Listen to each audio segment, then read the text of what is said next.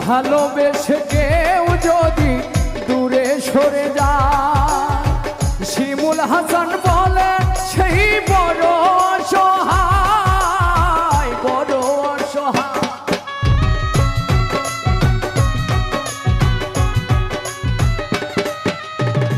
ভালোবেসে কেউ যদি দূরে সরে যায়,